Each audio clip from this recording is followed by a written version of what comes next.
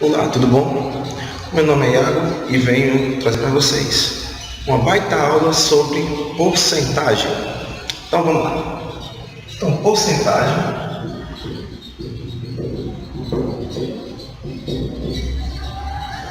Então, o que seria uma porcentagem? Porcentagem, como o próprio nome diz, é uma fração centesimal, ou qualquer valor que você divida por 100. Então, a gente pode expressar da seguinte maneira: porcentagem vai ser igual a um valor x dividido por 100. Certo? Só que aí, a gente tem duas formas de representar essa porcentagem.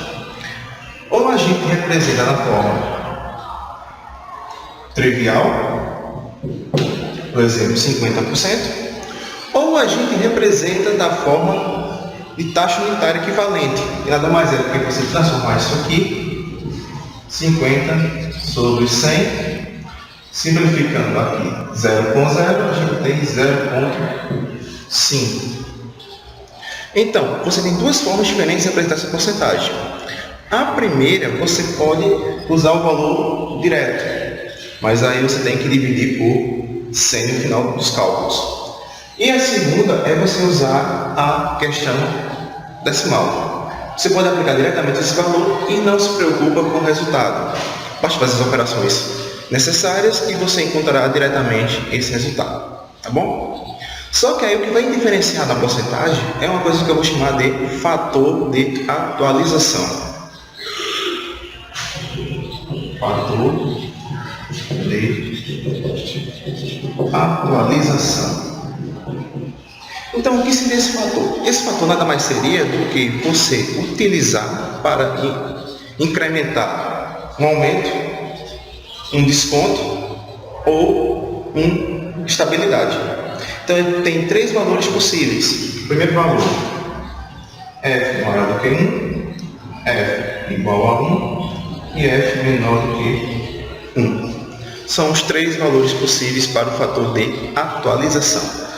Então você me pergunta, qual é a diferença entre eles? Se o fator for maior do que 1, você vai dizer que aqui houve um aumento. Se o fator for igual a 1, houve estabilidade. Se o fator for menor do que 1, houve um desconto. Certo? Então, para entender o princípio de aumento ou de desconto, seja ele sucessivo ou não, você tem que entender a questão do que seria esse fator. Certo? Então, no exemplo a seguir, a gente vai ver qual a função desse fator.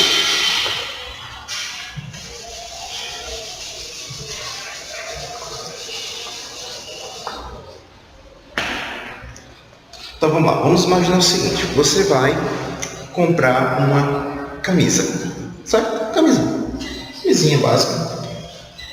Vamos lá.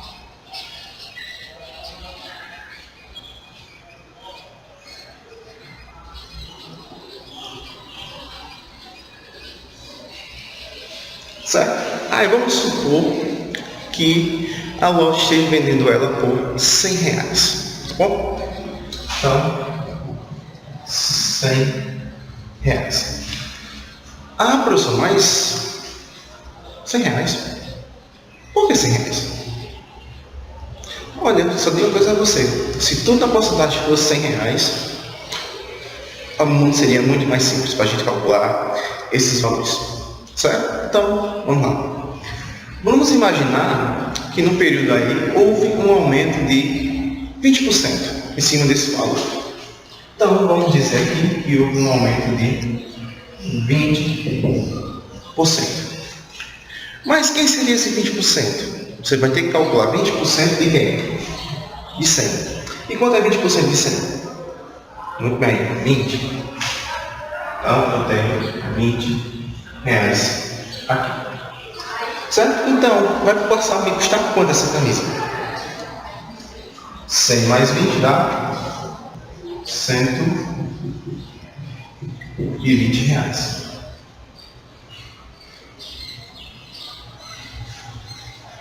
Certo? Vamos supor que o vendedor está vendendo aí a doidada. Então vai ter um aumento mais de 20% em cima desse novo preço. Então, mais 20%. Aí você pergunta o seguinte: os 20% é em cima do valor imediatamente anterior ou o valor inicial? Como eu estou trabalhando com porcentagem, a gente tem que olhar o valor atual, que seria 120. Ah, professor, mas como é que eu calculo isso? Quanto é 20% de 120? Eita, professor, está difícil demais. Veja bem, esquece esse zero. Quanto é 12 vezes 2? Vai dar 24. Então aqui vai aumentar 24 reais. Então, no final das contas, quanto vai equivaler essa camisa? 120 mais 24 vai me dar 144 reais.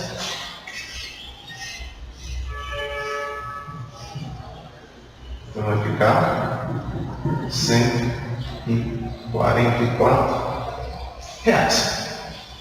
Tudo bem até aqui? Aí você pergunta, qual vai ser a relevância disso? Pensa bem comigo.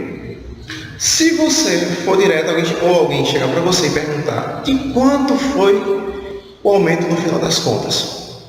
Aí você vai olhar. Se eu tive um aumento aqui de 20% e outro aumento aqui de 20%, consequentemente, de quanto foi o aumento? De 40%. E aí? Isso é verdadeiro ou falso? No mundo das porcentagens, você tem que aprender uma coisa: você sempre sai perdendo. Então, pelo jeito que você calcula aí, isso aí está errado. Então, não vai ser de 40%. Ah, professor, mas foi de quanto? Veja bem, qual foi o valor inicial que eu tive? 100. Qual foi o valor final que eu cheguei? 144. Qual foi a diferença dos valores? 100. 144, valor atual. Menos 100. Você me dá quanto? Dá 44. Esse foi o aumento verdadeiro. Consequentemente, como eu estou trabalhando na fração de 100, o que está acontecendo aqui? O aumento final foi de quanto? 144%, mais de 140, ou seja, um aumento ele é sempre maior do que parece. Então, a porcentagem das contas foi 144. Mas como é que eu posso provar que isso aqui está certo? Usando o que a gente acabou de ver de fator de atualização. Então, o que seria esse fator? Vamos lá. Vamos chamar o primeiro aumento de fator 1. Então, fator 1. Se for um aumento, isso vai ser somar.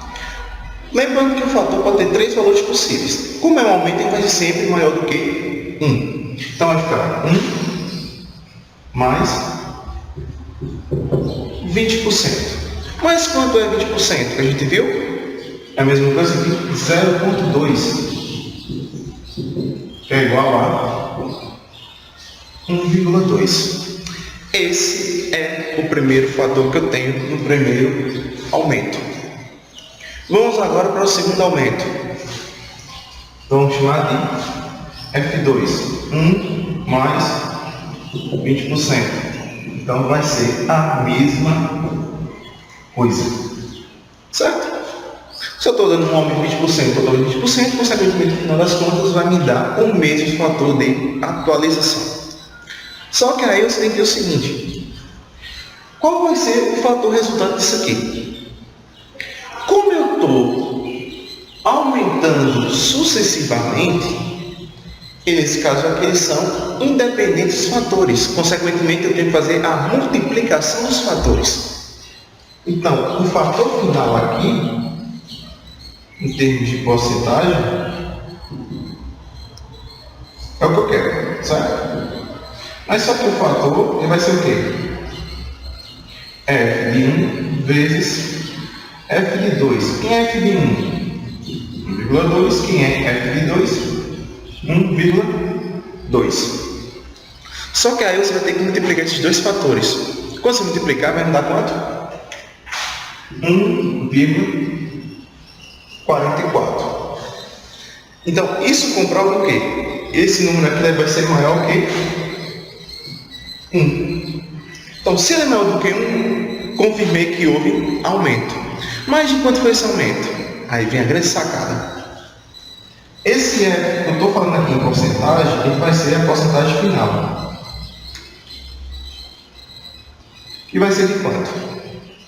Se eu estou dando um aumento, eu tive que somar. Então, a resultante do aumento eu vou ter que diminuir. Então, vai ficar o valor que eu achei, 1,44, menos